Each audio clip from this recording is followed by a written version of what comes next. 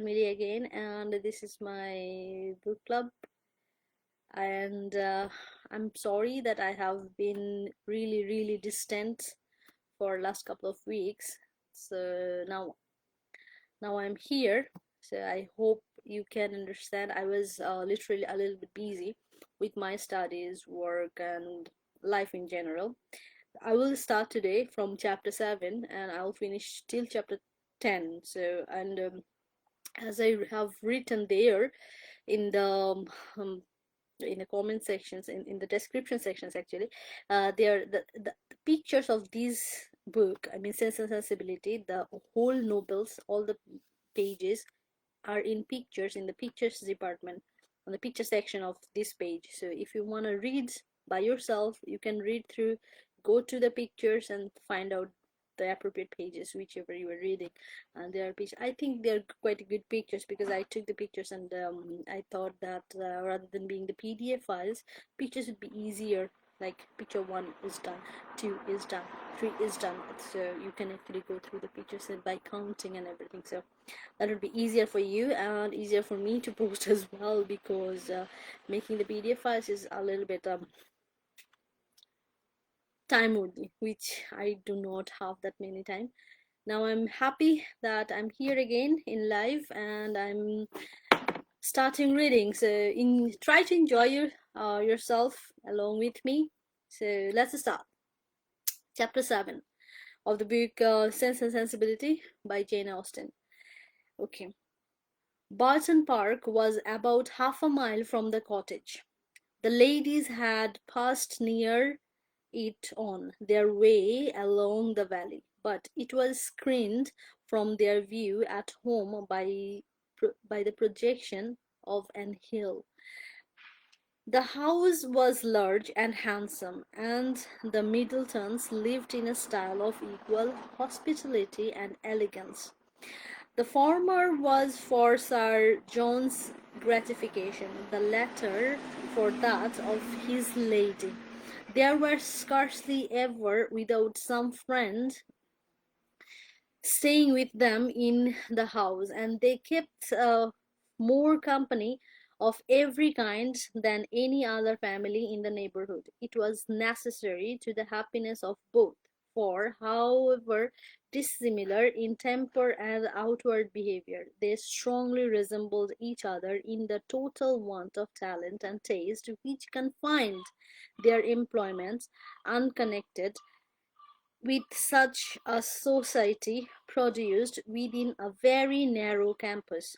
Sir John was a sportsman, Lady Middleton a mother. He hunted and shot, and she humoured her children, and these were their only resources. Lady Middleton had the advantage of being able to spoil her children all the year round, while Sir John's independent employments were to existence only half the time. Continual engagements at home and abroad, however, supplied all the deficiencies of nature and education, supported the good spirits of Sir John, and gave exercise to the good breeding of his wife. Lady Middleton picked herself upon the elegance of her table and of all her domestic arrangements, and from this kind of vanity was her greatest enjoyment in any of their parties. But Sir John's satisfaction in society was much more real. He delighted in collecting about him more young people than his house would hold, and the noisier they were, the better was he pleased. He was a blessing to all the juvenile part of the neighborhood, for in summer he was for ever forming parties to eat cold ham and chicken out of doors, and in winter his private balls were numerous enough for any young lady who was not suffering under the insatiable appetite of 15. The arrival of a new family in the country was always a matter of joy to him, and in every point of view he was charmed with the inhabitants he had now procured sorry, coffee helps, procured for his cottage at Barton. The Miss Dashwoods were young, pretty, and unaffected. It was enough to secure his good opinion, for to be unaffected was all that a pretty girl could want to make her mind as captivating as her person. The friendliness of his disposition made him happy in accommodating those whose situation might be considered, in comparison with the past, and as unfortunate. I mean, he was being nice, naive to them. In showing kindness of his cousins, therefore, he had the real satisfaction of a good heart, and in settling a family of females only in his cottage, he had all the satisfaction of his sportsman for a sportsman, and though he esteems only those of his sex who are sportsmen likewise, is not often desirous, wow, of encouraging their taste by admitting them to a residence within his own manor. Mrs. Dashwood and her daughters were met at the door of the house by Sir John, who welcomed them to Barton Park with unaffected sincerity, and he attended them to the drawing room, repeated to the young ladies the concern which the same subject had drawn from him the day before, at being unable to get any smart young men to meet them. They would see, he said, only one gentleman there besides himself, a particular friend who was staying at the park, but who was neither very young nor very gay. He hoped they would all excuse the smallness of the party, and could assure them it should never happen so again. To several families he had been to several families that morning in hopes of procuring some addition to their number, but it was moonlight, and everybody was full of engagements. Luckily, Lady Middleton's mother had arrived at Barton within the last hour, and as she was a very cheerful, agreeable woman, he hoped the young ladies would not find it so very dull as they might imagine. The young ladies, as well as their mother, were perfectly satisfied on having two entire strangers of the party, and wished for no more. Mrs. Jennings, Lady Middleton's mother, was a good-humoured, merry, fat, elderly woman who talked a great deal, seemed very happy, and rather vulgar.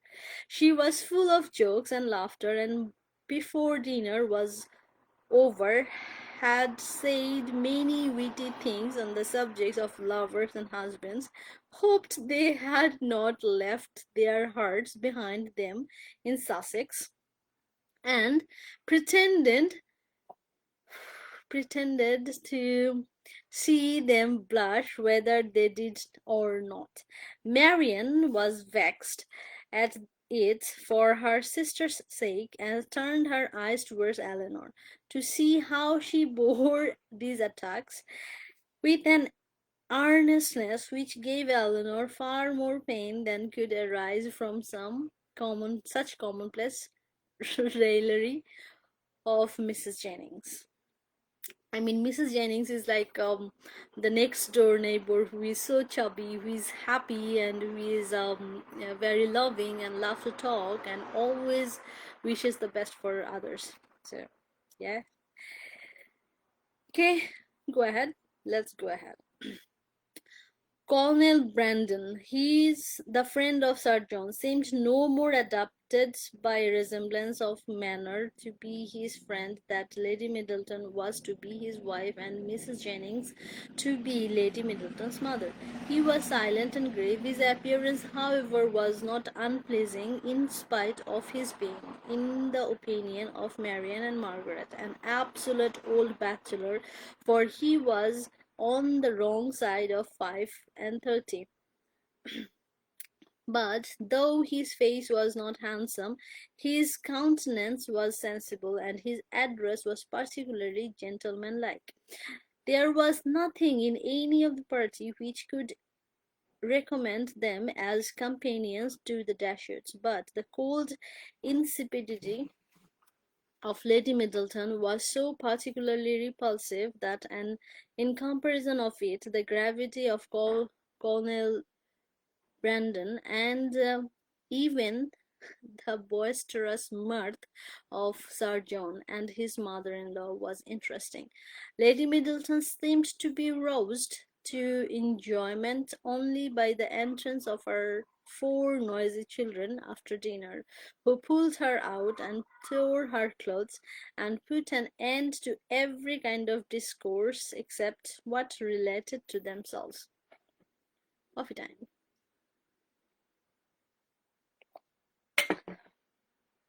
In the evening, as Marianne was discovered to be musical, she was invited to play. The instrument was unlocked. Everybody prepared to be charmed, and Marianne, who sang very well at their request, went through their chief of the songs, which Lady Middleton had brought into the family on her marriage, and which perhaps had lain ever since in the same positions on the pianoforte.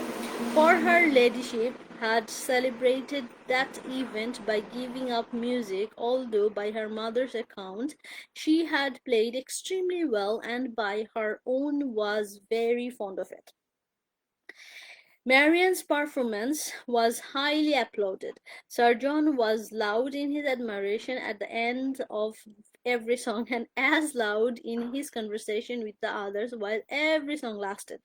Lady Middleton frequently called him to order, or wondered how anyone's attention could be diverted from music for a moment, and asked Marianne to sing a particular song which Marianne had just finished.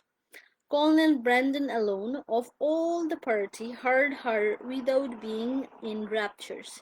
He paid her only the compliment of attention, and she felt a respect for him on the occasion which the others had reasonably forfeited by their shameless want of taste.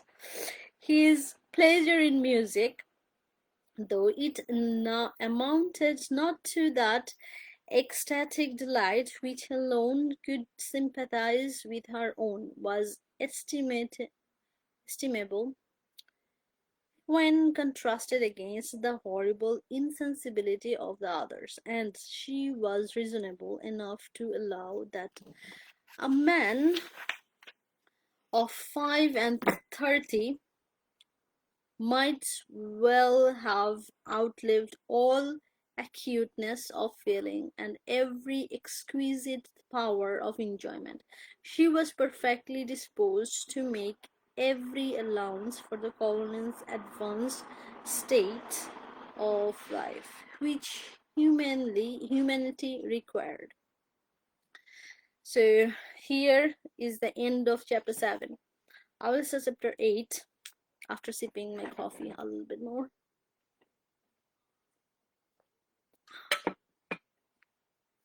Okay, let's begin. Chapter 8. Mrs. Jennings was a widow, with an ample jointure. She had only 2 daughters, both of whom she had lived to see respectably married, and she had now, therefore, nothing to do but to marry all the rest of the world. In the promotion of this subject she was jealously active, as far as her ability reached, and missed no opportunity to projecting weddings among all the young people of her acquaintance. She was remarkably quick in the discovery of attachments, and had enjoyed the advancement of raising the blushes and the vanity of many a young lady by insinuations of her power over such a young man, and this kind of discernment enabled her soon after her arrival at Barton, decisively to pronounce that Colonel Brandon was very much in love with Marianne Dashwood. She rather suspected it to be so, on the very first evening of their being together, from his listening to so attentively while she sang to them, and when the visit was returned by the Middletons dining at the cottage, the fact was ascertained by his listening to her again. It must be so. Must be so. She was perfectly convinced to it. It would be an excellent match, for he was rich and she was handsome. Mrs. Jennings had been anxious to see Colin Brandon well married ever since her connection with Sir John first brought him to her knowledge. She was always anxious to get a good husband for every pretty girl, because she has two girls. So yeah, that's more certain. The immediate advantage of herself was by no means inconsiderable, and for it supplied her with endless jokes against them both. At the park, she laughed at the colonel, and in the cottage at Marianne. To the former, her raillery was probably, as far as it regarded only himself, perfectly indifferent, but to the latter it was at first incomprehensible, and when its subject was understood, she hardly knew whether most to laugh at its absurdity or censure its impertinence, for she considered it as an unfeeling reflection on the colonel's advanced years, and on his forlorn condition as an old bachelor. Mrs. Dashwood, who could not think a man 5 years younger than herself so exceedingly ancient as he appeared to be to the youthful fancy of her daughter, ventured to clear Mrs. Jennings from the probability of wishing to throw ridicule on his age. But at least, mamma, you cannot deny the absurdity of the accusation. Though you may not think it intentionally ill-natured, Colonel Brandon is certainly younger than Mrs. Jennings, but he is old enough to be my father, and if he were ever animated enough to be in love, must have long outlived every sensations of the kind. It is too ridiculous. When is a man to be safe from such weight in if age and infirmity will not protect him? Infirmity, said Elinor. Do you call Colonel Brandon infirm? I can easily suppose that his age may appear much greater to you than to my mother, but you can hardly deceive yourself as to his having the use of his limbs. Did you not hear him complain of the rheumatism? Wow. And is not that commonest infirmity of declining life? My dearest child, said her mother, laughing, at this rate you must be in continual terror of my decay, and it must seem to you a miracle that my life has been extended to the advanced age of 40. Oh, it was not that bad. Mamma, you are not doing me justice. I know very well that Colonel Brandon is not old enough to make his friends, yet apprehensive of losing him in the courage of nature. He may live 20 years longer, but 35 has nothing to do with matrimony. Perhaps, said Elinor.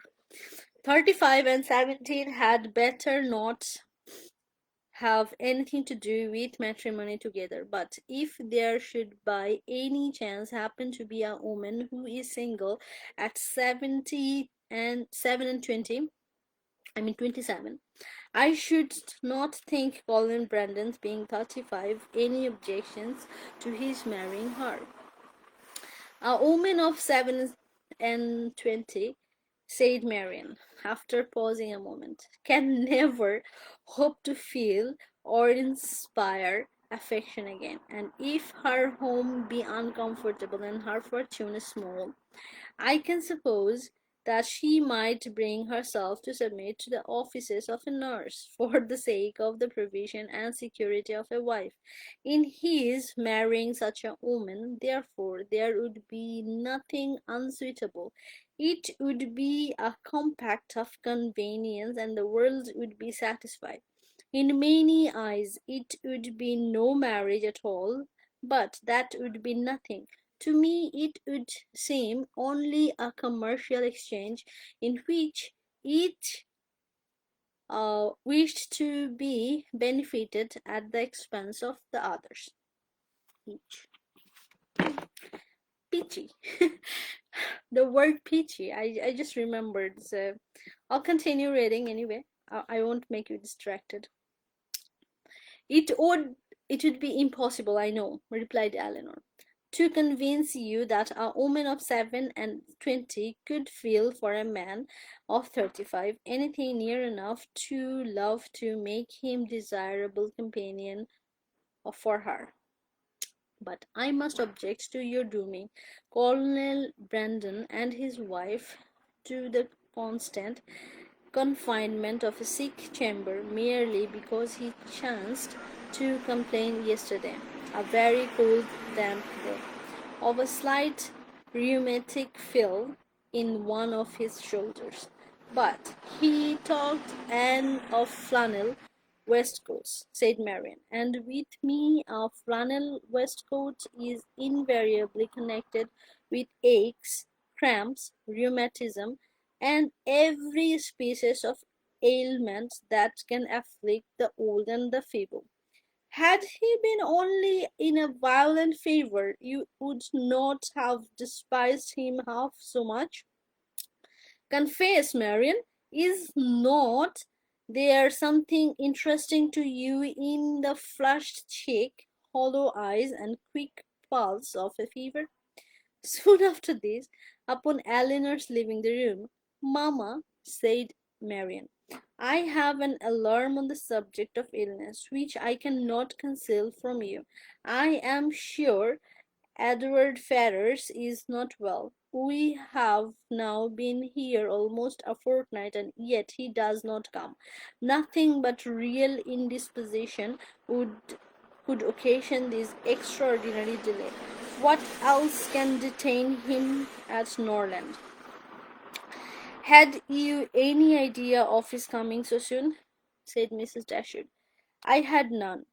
On the contrary, if I have felt any anxiety at all on the subject, it has been in recollecting that he sometimes showed a want of pleasure and readiness in accepting my invitation when I talked to his coming to Barton. Does Elinor expect him already? I have never mentioned it to her, but of course she must. I rather think you are mistaken, for when I was talking to her yesterday of getting a new grate for the spare bedchamber, she observed that there was no immediate hurry for it, as it was not likely that the room would be wanted for some time. How strange this is! What can be the meaning of it? But the whole of their behavior to each other has been unaccountable. How cold, how composed were their last adieux, how loved, sorry, my mistake, how languid their conversation the last evening of their being together in Edward's farewell.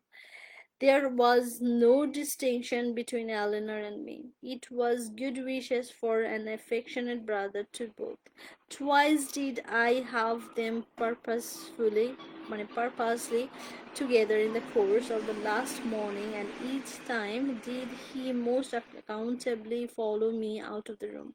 And Elinor, in quitting Norland and Edward, cried not as I did. Even now, her self-command is invariable. When is she dejected or melancholy? When does she try to avoid society or appear restless and dissatisfied in it?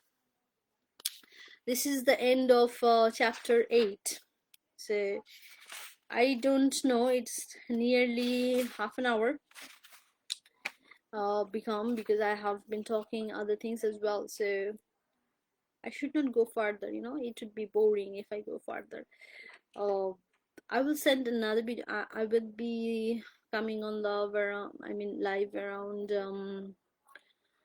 tonight, so, and finish 9 and 10 as well, but not now because it is making time is making going so fast. Okay, so see you next time. Take care. Till then, I hope you will read the book through the pictures I have posted there. So if you enjoy it, you enjoy it. If you don't, please keep commenting. I mean, a little bit, single comments would be fine. That your reading is so bad. That would be nice as well.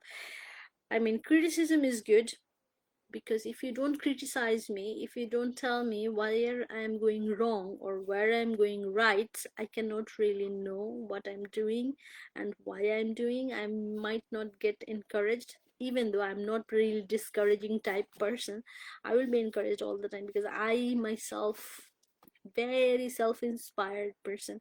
I get inspired by myself all the time. So uh, nothing can be discourage me to doing something which I wanted to do, but I would like you to say something definitely. Okay, see you till then. Be happy. I will actually edit the description a little bit because I just finished 7 and 8, not 9 and 10. So Daddy, oh.